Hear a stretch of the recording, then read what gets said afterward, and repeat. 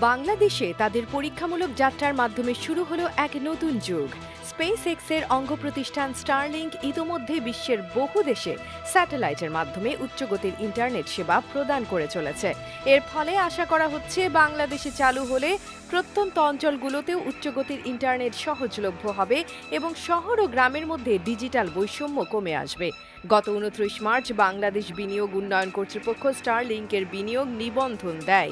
৯০ কার্যদিবসের মধ্যে কার্যক্রম শুরু করার অনুমোদন থাকলেও সেই সময়ের আগেই চালু হলো স্টারলিংক।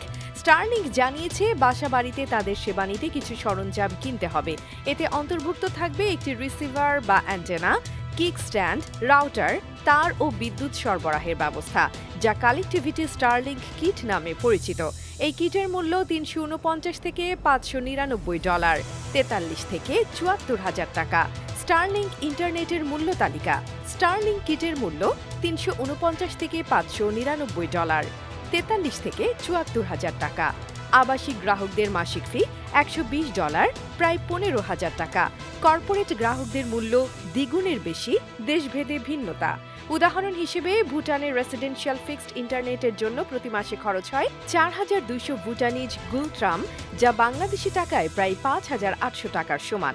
স্টারলিংকের এই উদ্যোগ ডিজিটাল বাংলাদেশের লক্ষ্য অর্জনে একটি গুরুত্বপূর্ণ পদক্ষেপ হিসেবে বিবেচিত হচ্ছে, যা দেশের প্রযুক্তিগত উন্নয়নকে ত্বরান্বিত করবে।